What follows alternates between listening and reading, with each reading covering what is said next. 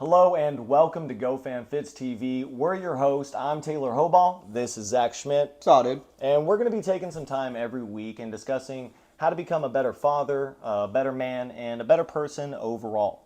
In a world that's struggling to promote the importance of a male role model and how to become that better version of one, both of us being 29 years old, you having a kid at a young age, unplanned, but years later having a second child with the same woman, very planned, very successfully.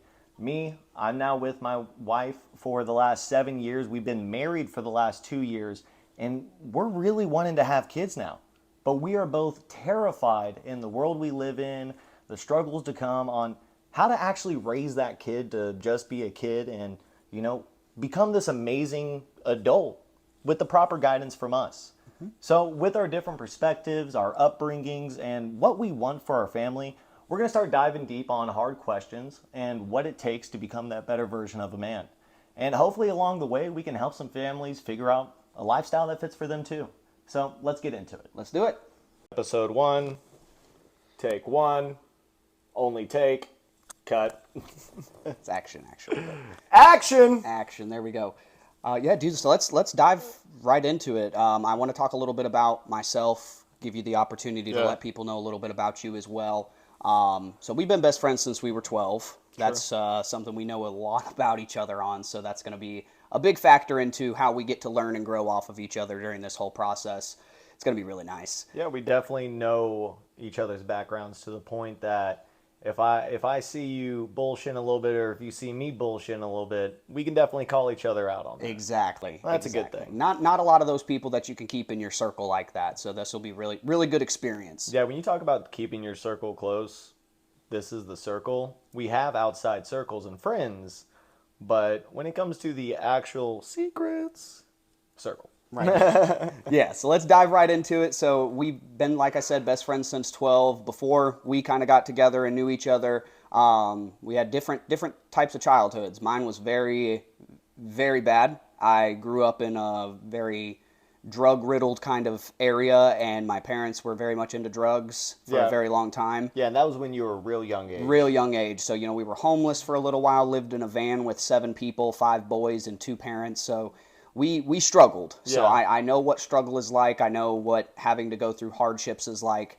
And then getting to our childhood together, growing up together there. And real quick, you just didn't mention it. You were in foster care for a split second. For a split second, For a split it wasn't too long, so, But you've been in that environment, though. So been in those environments. You've seen that, too. Know exactly what a family shouldn't be. Yeah. So we want to strive to be everything we can to not have those situations happen.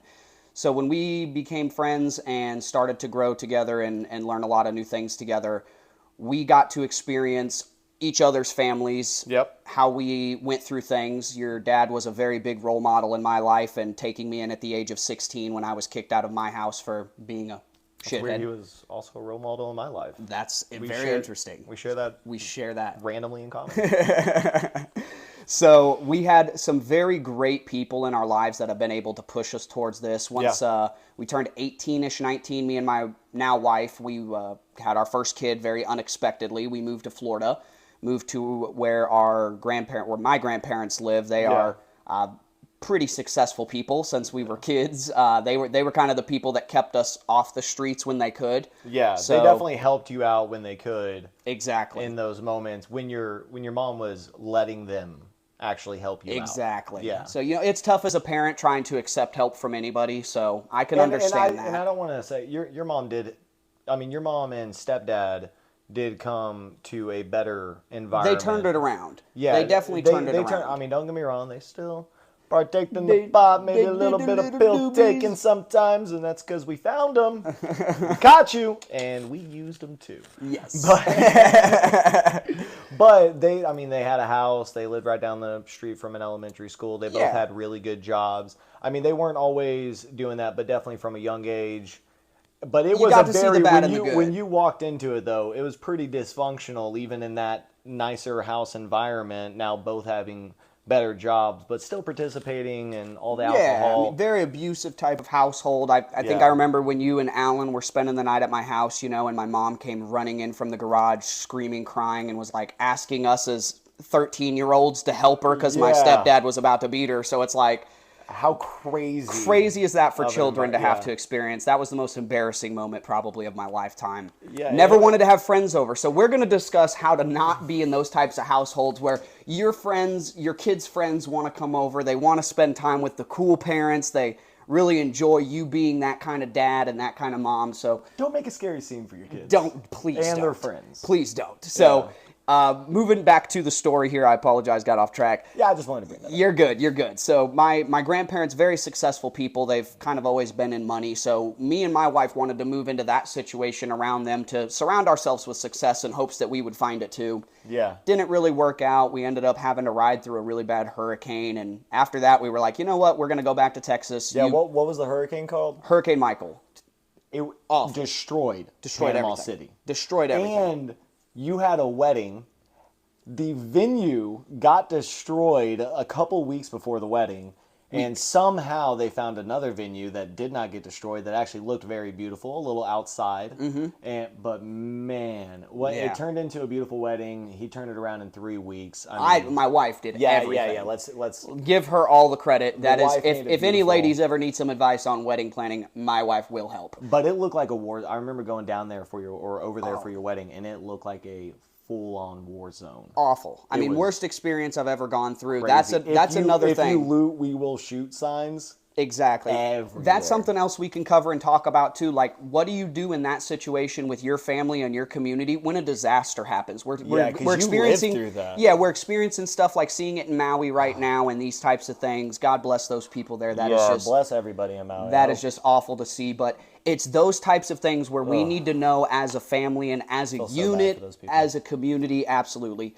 What do we do in those situations? Because you're seeing people with those signs. If you loot, we're going to shoot. You need to have signs that say, hey, if you need help, come on in. Yeah. Those are the types of things we want to try to move towards and Yeah. get people to understand and know better. So when But we came, also, yeah, if you loot, we don't shoot.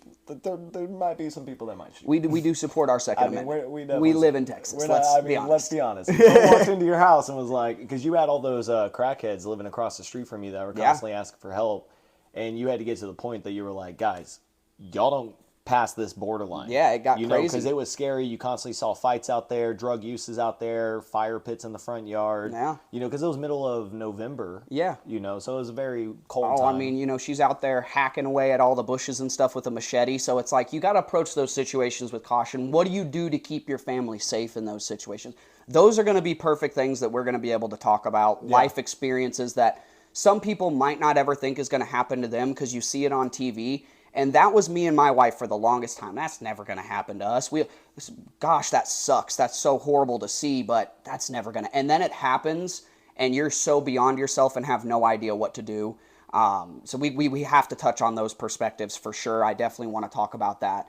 So when we had that happen to us, we came back to Texas. You were able to convince me here. You had a really nice job, making really good money. So came back to Texas. We were able to really put our lives together. My wife's family really helped us out. She was able to get us a temporary stay at the home they were living in at that time. Yeah. So we got to save up a lot of money. That was a huge help, something that I don't think a lot of people have the luxury of doing. the luxury of being able to do. So we were pretty blessed there.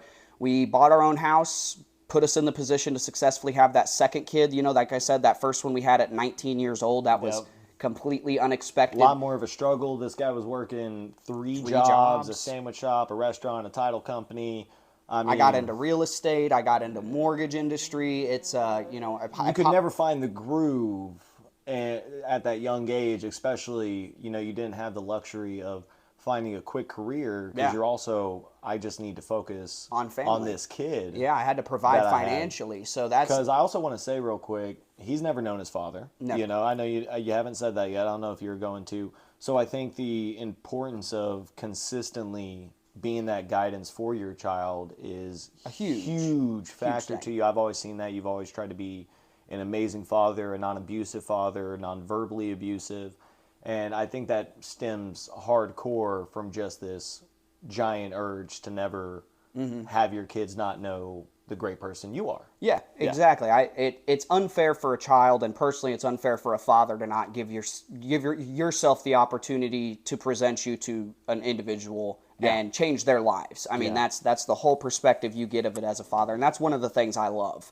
So we had that second kid successfully, financially successfully. We're still in a good spot, still make good money, but I want better for them. I want better for my family, my kids. I know there's always areas that I can improve on. Of course. We don't have a perfect functioning household. It's not rainbows and butterflies every single day. We have our arguments. We have our spats with the kids. My wife and my daughter are like sisters. I mean, they're at that age now. Yeah, Ella is so intelligent for her age and so witty and so comedically genius. Yes. That when she does have an argument or a disagreement with you, she actually gives her point in not only a very good way, but also a very funny way.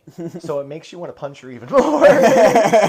Which you don't, but she's just so clever. She spent too much time around my grandfather. He's an attorney, so she argues like an attorney argues with you. You're like, hey, don't go outside, and she'll step 1 foot outside and not 1 foot outside, and it's like, I'm not fully outside. A jury would love her. They would love her. She's going to be that Legally Blonde character with blonde hair. She's got the same thing. She's going to be that attorney. I love that. And she's going to kill it. I want her to be a comedian. The path I'm putting out for her is I just want her to be so successful beyond her dreams. And whatever she wants to do. Exactly. What every parent wants for their kid, but I really do see that for her. I know that every parent can say that about their kid, but for this little girl, I really do see that she has a lot of opportunity to either help change a lot of lives or impact a lot of people in some type of good way. Yeah. So I want to help her build off that. I want her to help create that. That's where I need that advice from here. I have no idea what I'm doing. I come from no type of household that can tell me how to build a child up and to be something successful. So I need perspectives from other people. And you're doing good for but you consistently, you come to me with conversations, with situations that your child is facing, and you're always like, dude, I'm lost here. I don't know which way to go about this. I don't know if I should take this away from her, punish her this way, if I should go up to the school and have this direct conversation with them, because you also don't want to make her a black sheep. Right. You don't want to make her an outcast in the school. So yeah, it's such a struggle. So that's one thing we're going to be doing a lot of, is consistently asking other advice, consistently getting interviews, going out, getting clips, talking to people out there and actually seeing what all these different perspectives are. We don't want to give anybody perspectives because, again, this isn't a channel that's a news thing that's only saying you got to raise your kid like this, you got to be like this. If you're not doing it like this, you're doing it stupidly. We're not that channel because we're stupid and we're dumb and we don't really know what's going on in life and we're trying to figure it out. And I think we've done a really good job for where we're at now. But when you think about it, your kid's still young. Yep. I have no kids yet. I want to have kids. And we were both perfect children when we were young. We don't remember being these tards and these pieces of crap and all this. But then we hit age of 14, 15, start smoking weed, start experimenting with other drugs. We were going to Dark Side, that one club, at 16 years old, doing 9 ecstasy tabs a night, getting beyond messed up. Who knows what we could have been taking, what we could have been putting ourselves. The fact that we are alive now with all the drugs, I'm talking about. I was just going to say, we're cocaine, very lucky to even be sitting here right now doing this. So lucky. The places I've been and seen, that when I look back, just so scared. Before the age of 18, having 3 guns held on me, you had a gun held on you at one point in time and been robbed because you were selling marijuana. When was that? 16 years old? Yeah. No 16-year-old should put themselves in that situation. And I don't think, I don't know if it's the thing that we weren't guided properly. I think it could. Think that's a big part of it. But I think it, was there a better way our parents could have relayed those kind of informations? Because it's not like they didn't tell us to not smoke weed. I got told not to smoke weed. You got told not to smoke weed. We got in trouble for these kind of things. But at the same time, it was also tolerated. It was also allowed. And do you not allow your kid to smoke weed? Because if my kid comes to me and calls me at a party at 16 years old, and I think they're sleeping over at their friend's house, and they get into a situation and they want to call me to come pick them up, do I berate my kid now? because my dad never did. My dad always gave me advice when he would pick me up. He would tell me when I fucked up, and he would tell me those situations I definitely could have done better. But I never called him at the age of 16, 17 to come pick me up from a party, and he would yell. He would come pick us up. Right. And it made me feel comfortable enough where anytime I was in a situation, I know I can call my dad to come pick me up. But at the same time, it allowed me to put myself in those situations a lot more. You know, it made me think, well, if I get into a situation, I can just call my dad and he's going to come pick me up and, you know, tell me what I could or could not have done better. You know, maybe give me a little bit of shit, maybe, you know, be a little angry with me, but he's still going to come do it the next time. Exactly. So it is one of those things. Do you berate your kid? Do you make him angry? Do you make him feel some type of way? Right.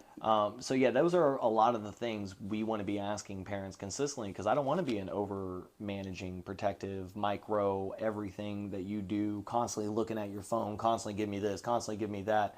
I want to be a parent that just guides and lets their kid know the proper way to do things, hopefully the proper way that I think works. And I want them to be able to make those right decisions. If they get into a friend group and all of a sudden this friend group is online bullying, because my niece was just in a situation like this where, you know, they got into a little friend group and they started online bullying this girl. My niece, man, she's the sweetest person in the world, and she wasn't the person saying mean things. Right. But she was allowing it. And she was, you know, laughing at it. And making like those text messages of LOLs and ha-has and all that stuff, allowing that bullying to happen. Right. So she's not the bully-y, but at the same time she is. Yeah. And so it's like, how do you get that kid to just know from the beginning to maybe rally all the other people to say, hey, this isn't right. This isn't the correct thing. And how to just keep your kids out of those situations. So, because when she's doing that at 9 years old, 10 years old, when she's 16 and all of her friends are, you know, smoking weed or doing cocaine that could be laced with fentanyl or something. Is she going to do it too? Is she going to be like, well, I didn't get the cocaine and I didn't bring it and I didn't do this, but, you know, everybody else is doing it, Dad. Everybody else is doing this. And That's so she does it. And she's like, well, you did it and you're okay. And you told me that this. So what's the right way?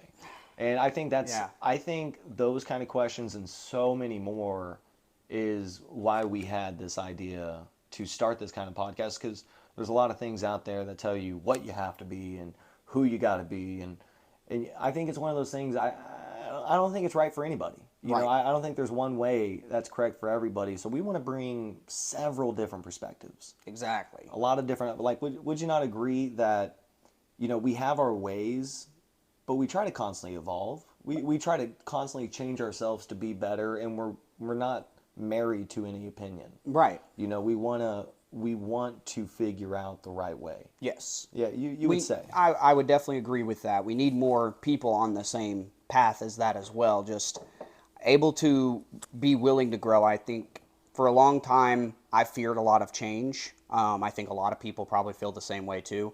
It's just change. Nobody wants to see anything change. It's comfortable. It's easy with what you're doing. You stayed in Florida for a lot longer than you wanted to. Exactly. We suffered. Because I was begging you to come down for multiple jobs. Exactly. We suffered because we were fearful of change. So when you take that next step and you realize that there is paths to success, there is different opportunities and things that happen for you when you do make those changes, it can really be an eye-opening experience. And that's the type of stuff we want to be able to share with people. You have to be willing to take these next steps to progress. Yeah. These kids see that type of stuff as well.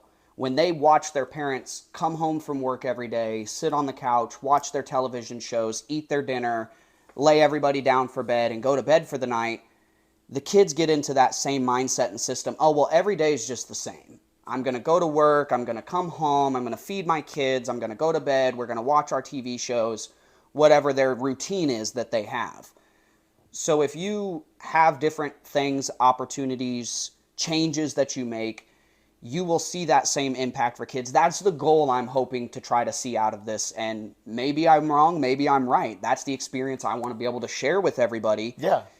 if I make these changes, does my kid want to do the same thing? Are they not fearful Yeah. of making that change because they're so comfortable with already doing it all the time? I'm not talking like a military kid where they move from school to school to school to school, but different life experiences that you would maybe be a little fearful to walk into, but now you have a little bit more confidence going into it because you've experienced those types of things before growing up. So is that a big impact? Is it something that terrifies a kid into a point where now when they're older, they don't want to do those things anymore because they were so pushed into having to be into harder changing situation? It's a tough thing. Especially What do we do? Yeah, like when you see those parents that are yelling on the sidelines, making their kid basically cry. That was and my they're going- stepdad. Yeah, that was your stepdad, and so many other parents that we saw growing up. I remember my dad when we would leave a game, like a basketball game or something, and the dad that is also the coach is screaming at the one kid on the team that's his son. He's not pushing anybody else on the team. He's pushing that one individual so hard the kid's breaking down on the court, because he's pushing himself so hard.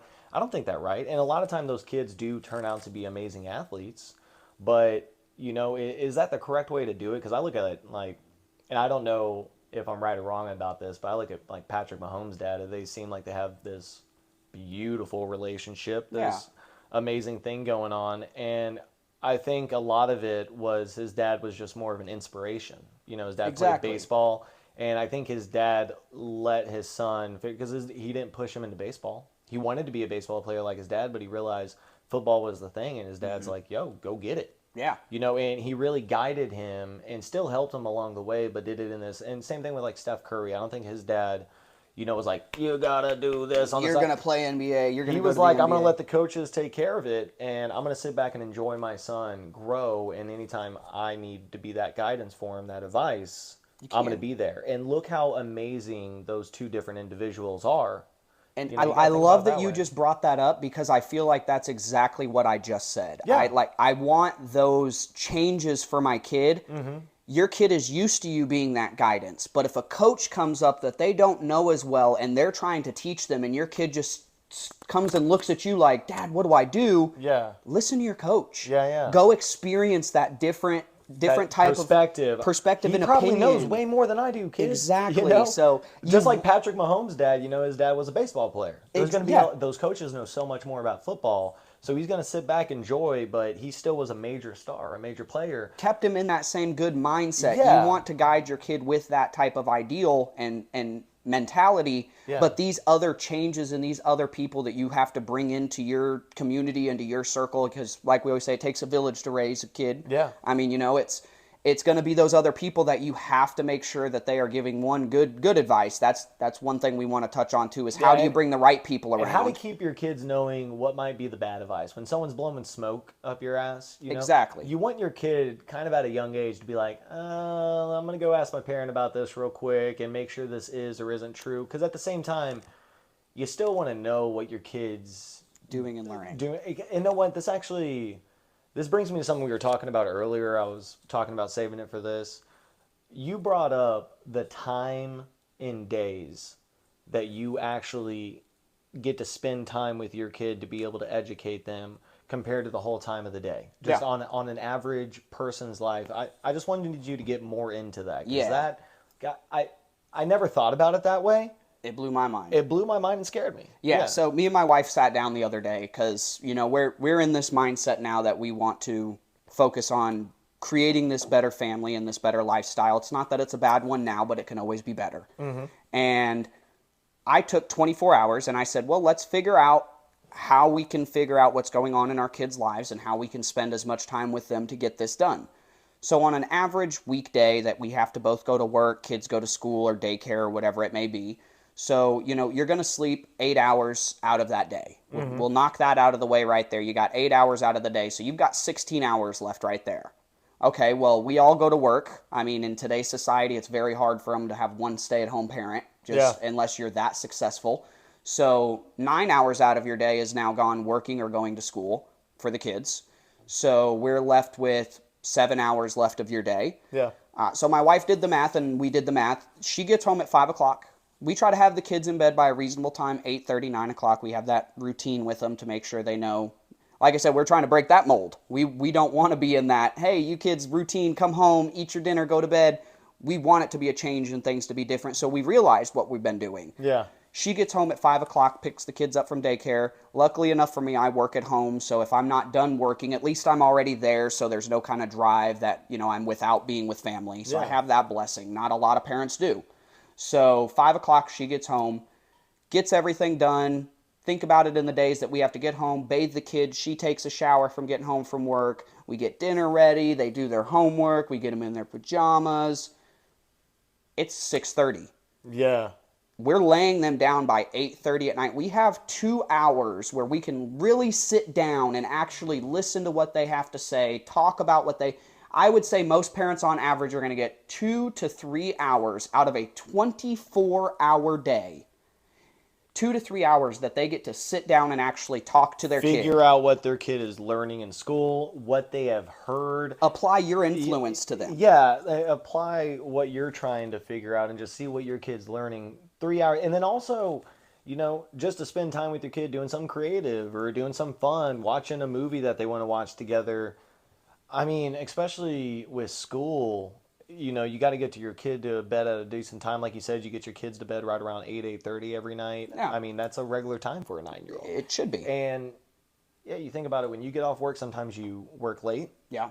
Sometimes you work till 8:30. You work from home, but you're still in the Working. office Yeah. working. Got to be focused. You can't be spending that. It's such a struggle. So you have all those outside influences for a majority of this child's day that are going to be taking over for the very fraction of a time that you have of that day. So how do we as people, how do we as parents, how do we as fathers, because I think that's going to be the biggest thing, and we touch on it in our introduction on how these male role models are almost being forgotten about, and there is no guidance for us anymore. Yeah. It's kind of just, you go to work every day, Dad, you provide for your kids every day, Dad, you get a pat on the back for what you do, Dad, but you don't need to do anything, Dad. That's all you need.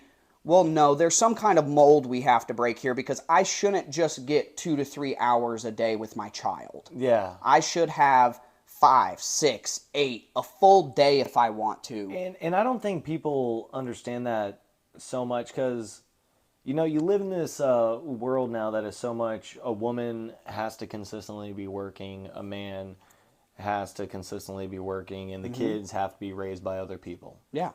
And if you have a household where the woman just wants to stay home, and the man wants to provide everything for that family. And I think we're both in that, excuse me, I think we're both in that kind of same situation. We both want our wives to raise our children. Both of our wives want to be the ones to raise those kids. So it's not like we're forcing any kind of ideology on our wives or anything like that. We both want that. But then when an outside perspective comes in and they're like, what? You're letting your wife just stay home and she's not working? I want my woman to work. I want this. And there's nothing wrong with that.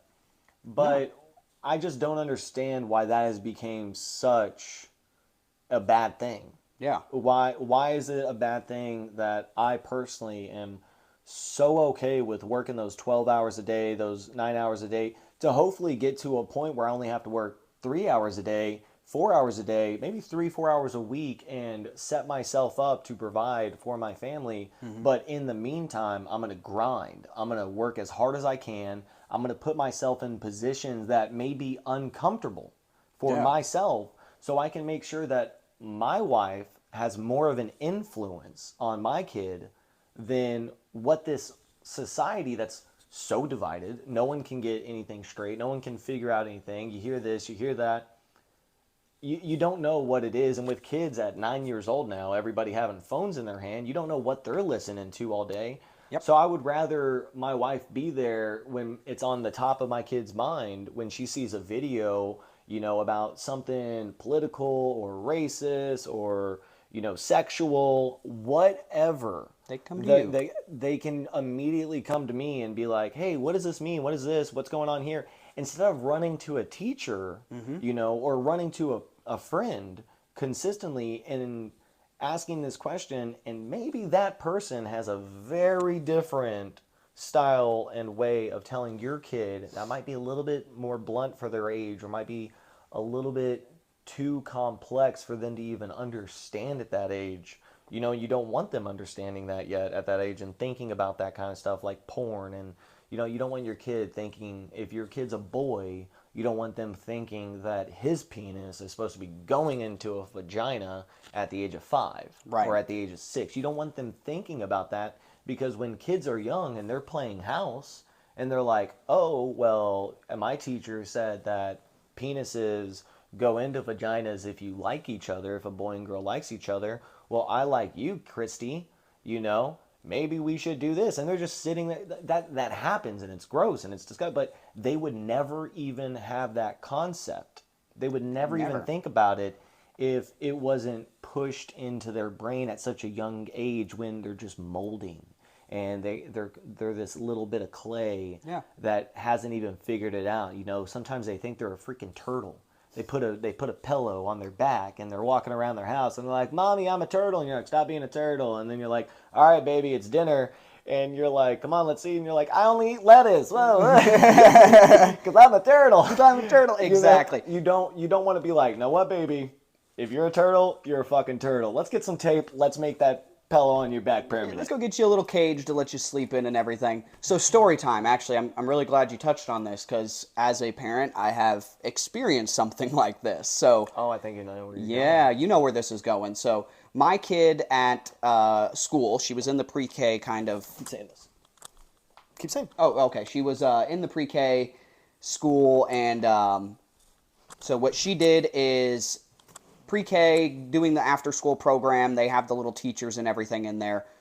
With the next year, there was a teacher that was in that pre-K class after-school thing that was a man. And same teacher from the year before? Same teacher from the year before. Okay. Nothing changed about employment other than the fact that this person now identified as a woman. Yeah. So my kid, going into kindergarten, goes into the school. They have the after school program, because me and my wife work. We can't pick her up right when she gets out at 2:15. So she goes to this after school program, and we end up getting a call like the first week into school, and the school's telling us, "Hey, there's a problem. We need to meet with you guys like right now, immediately." Yeah. So we both get home from work. We go up to the school, find out what in the heck's going on. This kid's in kindergarten. There's no way. And Ella, you know her at that age. She was the sweetest little girl. So she's not thinking ever anything mean, bad. Never. Not one thing. So we were just so beyond ourselves at what could be going on. We get into the school, we see the teacher that they're already going to be talking about there, and I'm kind of like, okay, what the heck's going on? And so we start going through the discussion of what's happening, and apparently, from the teacher's point of view, Ella was not comprehending that this teacher was now a woman. Now, it was a full man last year, identified as one, may have been homosexual or whatever. That's not my place, and it's not his place to tell these kids how he identifies like that. Yeah, and that's perfectly fine. So that was never a concern of hers. She just recognized him as a man. He has a beard. I have a beard. She knows her dad has a beard. This man is obviously a man because she looks like my dad. And real quick, because the first time you told me the story, you just said, like, the person came in, transitioned, your daughter. You didn't tell me that she kept the beard. Yes. She kept a beard, but also had the makeup.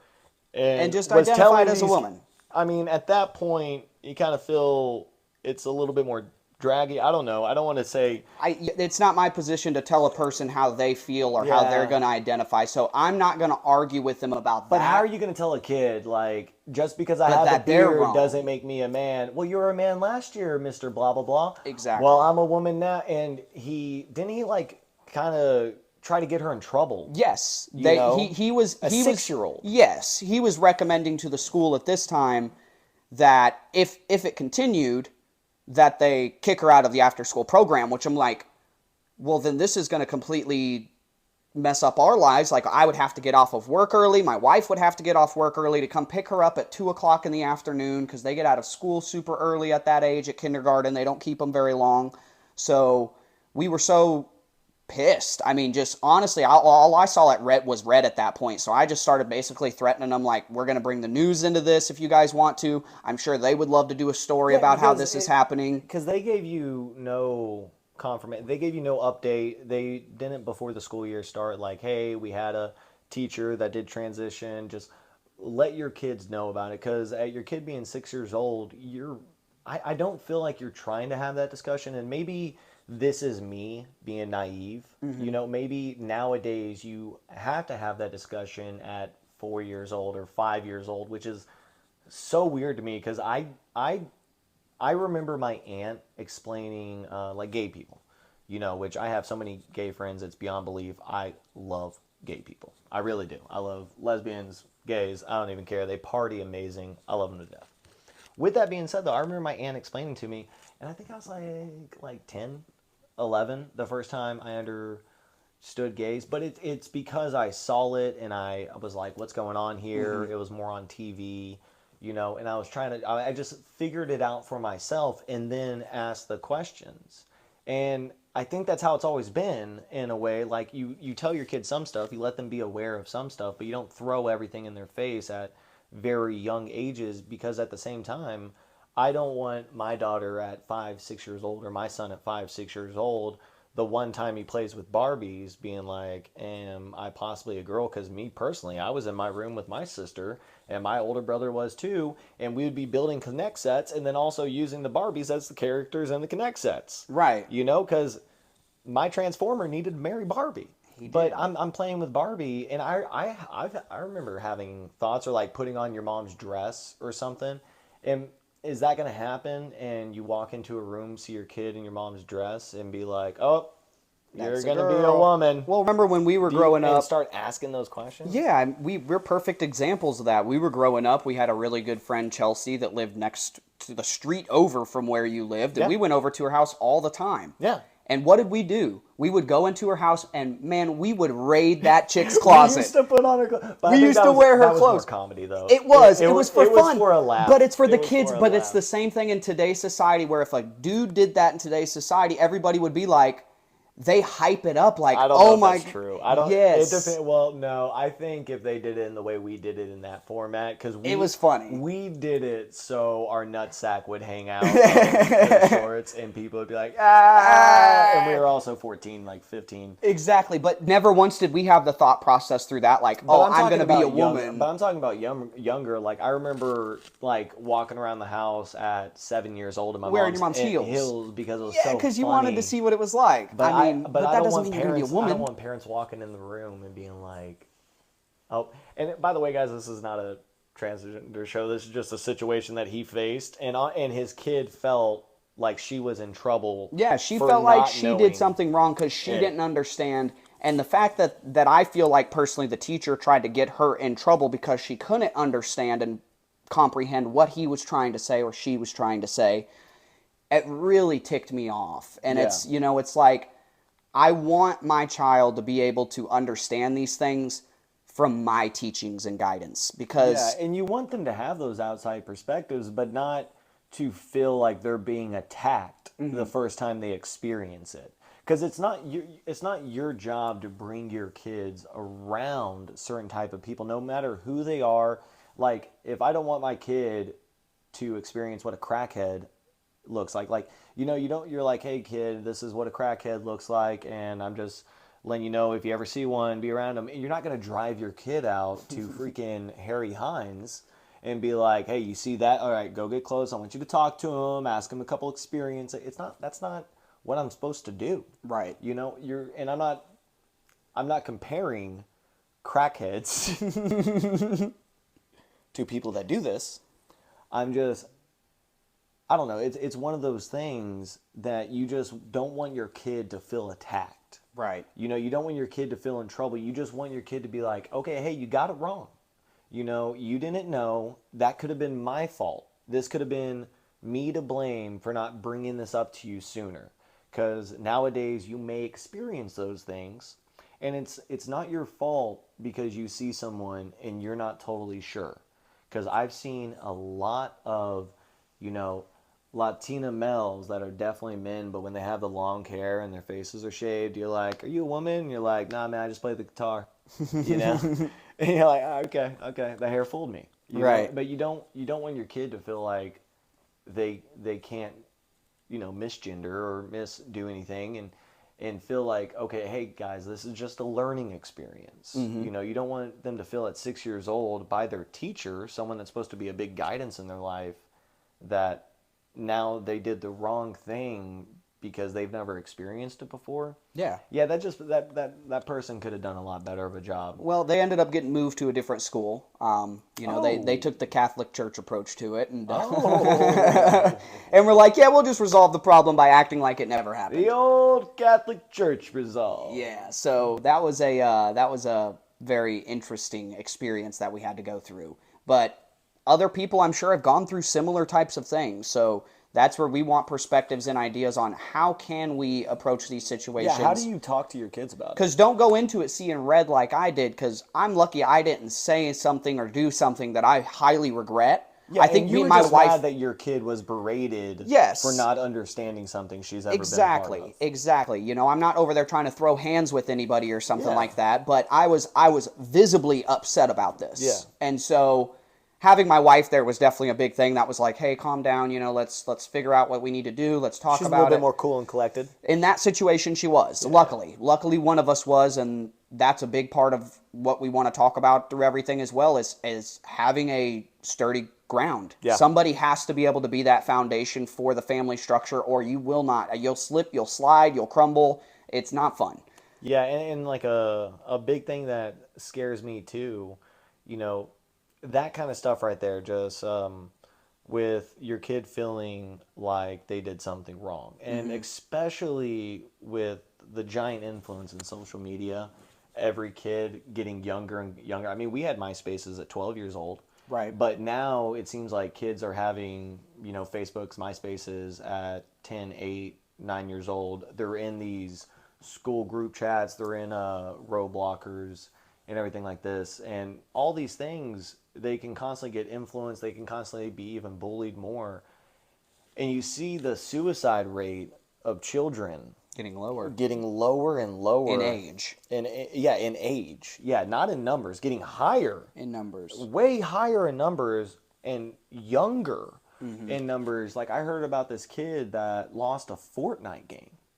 You know, he was like a 10-year-old kid and something, and he lost this Fortnite game, and he just went all crazy, and his kids were, I guess, like, bullying or something, and but it just freaked me out because this kid committed suicide. He hung himself or whatever the case may be. You know, and that's just over Fortnite. And it's Never because... heard of something like that growing up. Yeah, and that kind of stuff really, really, really scares me. Yeah. You know, because we had a friend, you know, a best friend of ours at the age of 21, 20 years old. He committed suicide. He had a baby. He committed suicide. And, you know, we've experienced multiple people now throughout our lives that have taken their life. And never when we were kids, though, did we hear about someone committing suicide. Yeah. And now kids are starting to experience it in middle school. You know, their elementary school, their friends committing suicide over these video games, over being bullied on social media, on just not getting... And it's one of those things, too, that you can... you know, film someone in a locker room, like a school locker room, and they're doing something stupid and they don't know you're filming, and then you post it online, and it's not just the whole school that sees it. You know, it's absolutely everybody that sees it. And is your kid, because she's so embarrassed or he's so embarrassed, are they even going to be willing to bring that to you? Right. And let you understand that? Are they just going to, you know, hurt inside themselves and all of a sudden take that to a different level? How do we prevent that? How do we make it where these kids are consistently willing to come speak to us, to talk to us, make them where they just feel absolutely comfortable? You know, you got to discipline your kids. You got to do this. But how do you make them feel so comfortable where they shouldn't even be thinking about suicide? How do you actually know it even before that comes up? You know, how do you just guide them to look at the right things? And ignore those other things. You know, don't read what everybody's saying about you. If you see someone bullying you online, step back. You know, what's the right way? What's the approach? Because that's something I think, me personally, I'm more terrified of than anything else is this social media influence on kids. And I saw a commercial the other night. It was like the Child Safety Act, and it's for social media. And is that the right way? Because we had MySpaces and stuff, but then the bullying wasn't there. I mean, we had that one friend. We had one friend that went very viral with a picture, and this was in the early days of social media, as well the early days of like text messaging and phone picture messaging. Yep. And stuff. So we had a friend that had a picture with a toothbrush in his behind, and it went very viral. We had to not be friends with him. You were very close to him at the time. It's someone I grew up with a street away from me. Yeah. And it was like one of those things, we felt like, Trump walking out of the courtroom, putting our hands up after it. I don't know him. I never even met the guy. I never even met the guy. Never even talked to him. He's a pig-faced liar. But it's one of those things that, it was so weird, so viral. He had to leave school. Yeah. It got so bad, the bullying got so intense. And how do you prevent your kid from even putting themselves in that kind of situation? Oh, yeah, you can't. You can't. We never put ourselves in that situation. Right. But what did it like? Was it just outside influences that got him to a point that he was like, I need to take this picture, send it to someone, and let it go viral? Well, we never really asked him either. That's because we just kind of dropped it. Maybe if we would have dug deeper in the situation, we could have found out why. Well, I didn't think I wanted to dig any deeper into that situation, like that toothbrush kept digging deeper. I was going to say, there was already some stuff pretty deep in there, so I don't think we needed to go in there. Any deeper to it. But I've always thought about, because this, you can't completely avoid it. The guy we're talking to, he had consistent things. After that moment, too. There were signs. Consistent moments that he did that he would want those kind of features and those kind of things put out there. And he did very weird things, and he was very dramatic. He was very violent. Angry all the time. And I always wonder, what was it that brought him there? Because when I look at his two parents were better, way better. And I'm not saying better. I like my dad way more than his dad. His dad was a drunk, an alcoholic. He drank all the time. He went out. He would come home very drunk. My dad, I've never seen my dad drink a day in my life. My dad's a history teacher, so it's a different background. But what I'm saying, his mom was, rather well off. She did pretty good from her stuff. But both of them were stable. Yeah. Both of them were very guidance. They were very, that boomer generation of, you got to work hard, you got to do this, you got to do right by your family. And I felt like they tried, like his dad was very Southern and country. And he tried to instill those things into his father. His dad used to take him to church. I remember his dad taking us to church. His dad was a very big into Christianity. Mm-hmm. And you wonder why he went in the direction he did with all the things. And that's what we're here to kind of figure out, is what's the right path? What's the right guidance? Is there even a right way? There probably isn't. Yeah. But I want to figure out the best way. There's got to be. There's got to be a better way. We've got people that have raised amazing people in this world, so we wouldn't be where we are if there wasn't some kind of guidance that these people follow. So there's got to be a way. Yeah, and honestly, some of my most favorite people are people that had fucked up childhoods. So do you want to make, and most of the people that I really don't like are very boring to be around, and it's because they got brought up in this amazing upbringing, and they're very not interesting at all. Yeah. I don't want my kid not to be interesting. Exactly. So, exactly. What do you do there? Confident. You like we mentioned, you make the kid confident by being in these changing, uncomfortable situations. I'm not telling your kid to go wrestle crocodiles out here, but put your kid in a situation out there that they may not want to do. Go ask them to do a sporting event, and if they say no, I'm not saying go force your kid to play sports, but make them try it out. It's not going to hurt, because you might find that they see that they actually enjoy doing that, that they make these new friends. And then you get to see that, hey, these other new friends are really good influences on my kid. Yeah. And she's growing into a better person because of that. So those are the types of things that, like, what do we do? Yeah. How do we approach those situations? How do I get to my kid and make them understand that I'm truly trying to do these things to help you? I don't want to force you into doing anything you don't want to do. But I do want to have some control and guidance over how we're going to go down that path together, because we have to have a framework of everything. We have to have an idea, and if we don't, why are we even doing this? So that's, I mean, we put together a framework and an idea of how we should ask these questions. What do we want for our families and for our futures? And came up with this podcast. Well, let's get to everybody that we can and ask all the advice that we can, and we will find some type of way to be successful with it. And I think a main reason we came up from this podcast, we have a company that we built together over the last few months, GoFamFits. Go to GoFamFits.com where you can get all of your matching needs for you, your family, and your furry friends. I'm going to use that. I would like that. But we built this company, and it's to match your family. I had this idea because me and my wife have this giant Great Dane, and we bring him to concerts, events, everywhere all the time. And we're constantly going to all these different places to get, we like matching. We like putting stuff together and, you know, having our dog look like our dog, blend in with us, wear that bandana that goes with what we're wearing. And it was always such a difficult challenge to go to all those different stores and actually figure something out. So I was just like, why don't we build this? I came to you, I was like, man, listen to this idea. You were like, boom, badass, because you got 2 dogs, you got a family. And we just went full force into it. And in the development of it, we kept asking ourselves, what is it that is the family unit? What makes it, you know, because building this company, it made me even want kids more. You know, with me and my wife, we got together at 22. We originally thought we would have kids at, 27, 28, because that's just what you think in your early 20s.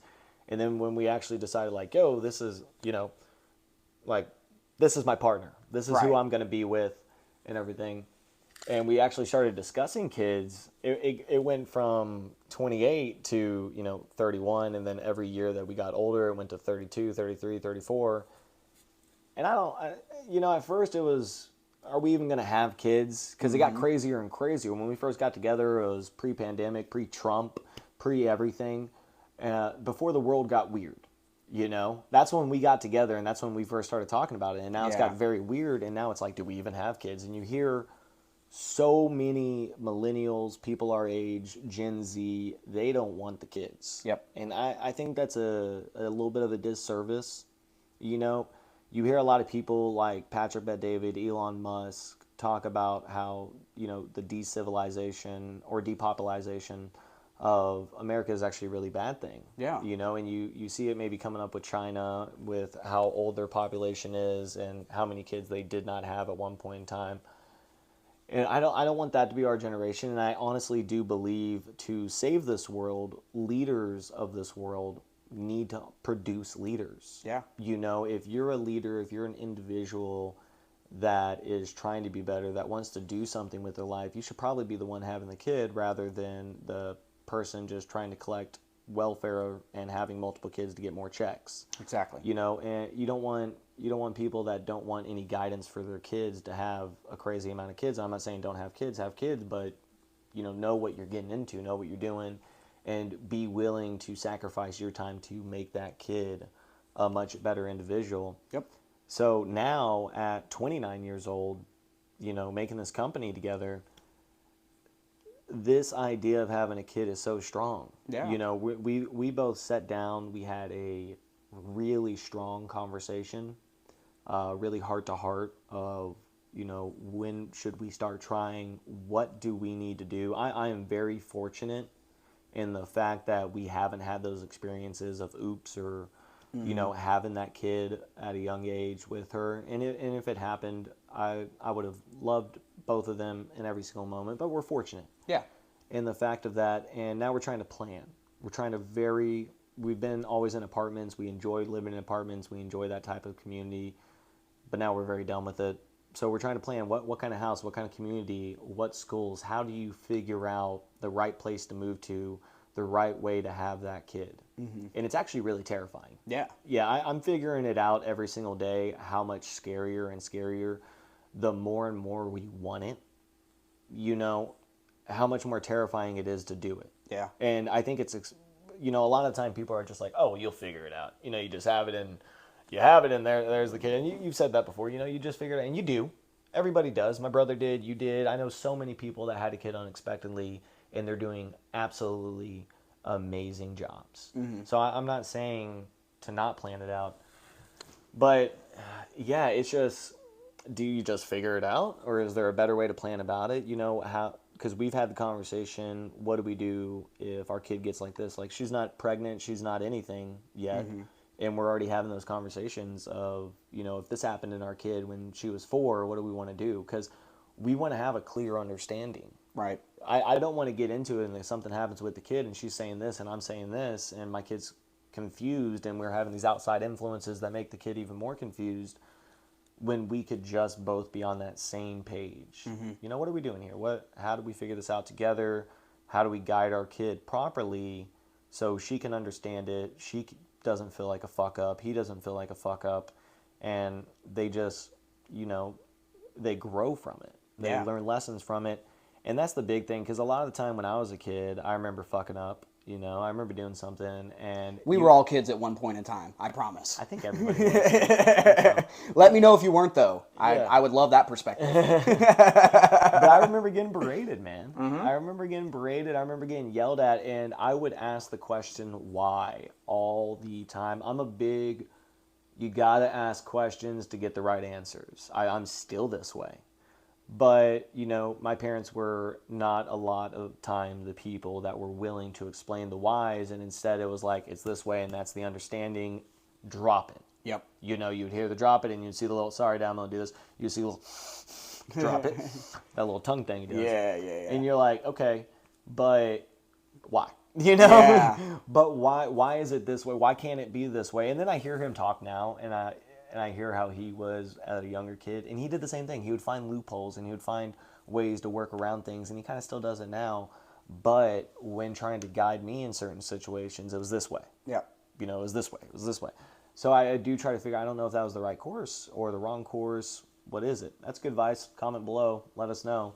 Yeah. I don't know, man. How do you do these things to get your kid into that kind of situation? To just be better, to not stir in those stupid routes, to be dumbasses like we were in every last turn. Yeah, well, right now we're just taking it step by step. We're figuring it out as we go because, like we mentioned, I have no idea what I'm doing here. Yeah. I have no experience doing this. This is my first kid going into being now what's going to be double digits next year. She'll be 10 years old, so I've never experienced this before. Yeah. I've had younger brothers. I have an older brother. I've been around kids a lot my whole life, but I've never personally 24/7 raised my own child. And you're about to raise a teenage girl. Yeah. Apparently, from what I hear, Not fun.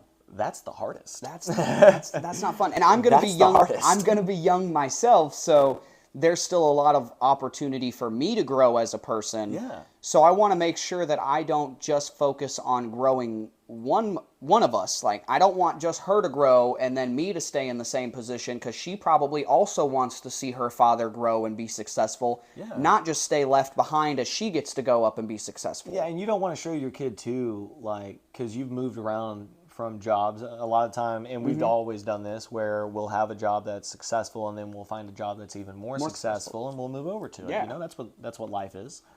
But you also want that career, and you want your kid to be able to see from a young age, like, my dad's so stable, my dad does these things, my dad builds these things. You don't want her to have the idea like, oh, do I also have to jump from job to job? Do I also have to be paycheck to paycheck?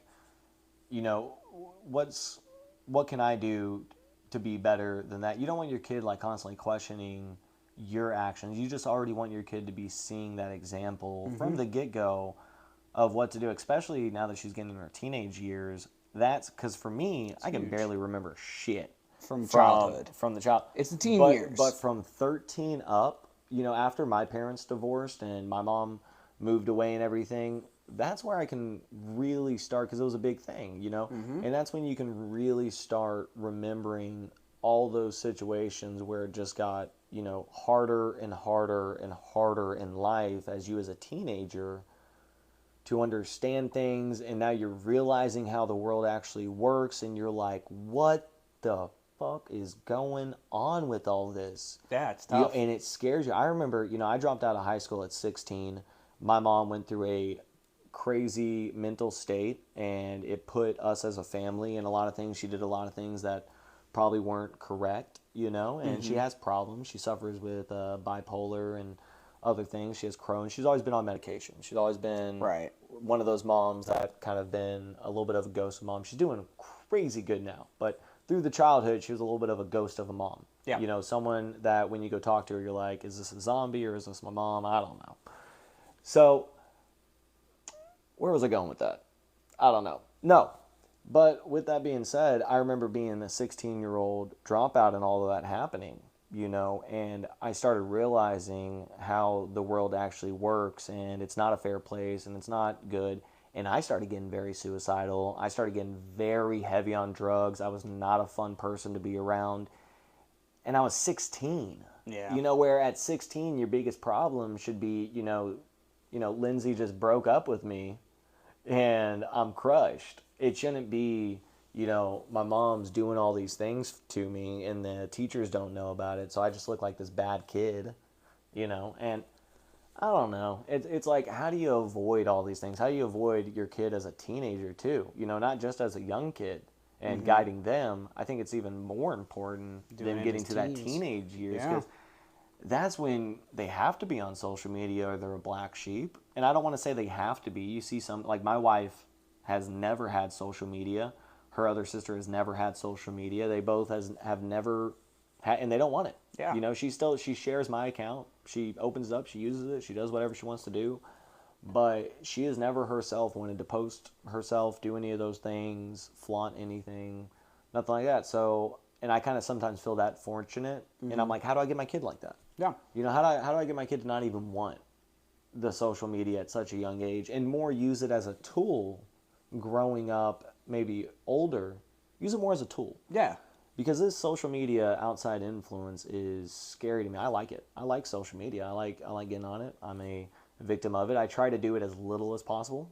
I try to scroll on it, but sometimes when you want to watch a video over something educational, over this, it's actually a great place to go, It is. YouTube's Gives you a not lot the of only place. information. Yeah. A lot of really good information, a lot of different opinions and perspectives. Yeah, and just funny videos when you're trying to unwind. Yeah. So you can't be like, don't ever have social media, because I have it. We I'm have not gonna get rid of it. Yeah, so I think that's going to be a good thing for us to touch on next episode, because here's the thing. You and I, we are older, but we're not too far away from when we were just teenagers. So one thing I think we should really touch on next episode is going to be, what was our 15 to 18-year-old life growing up? Oh, that would be a good one. How can we help other people avoid those kind of situations with their kids? How do you recognize those situations? Because I think, like you mentioned earlier in the episode here, was we didn't have a whole lot of pushback against us. Yeah. We were able to go out and do what we wanted to. We had parents that let us go out and party and do those types of things.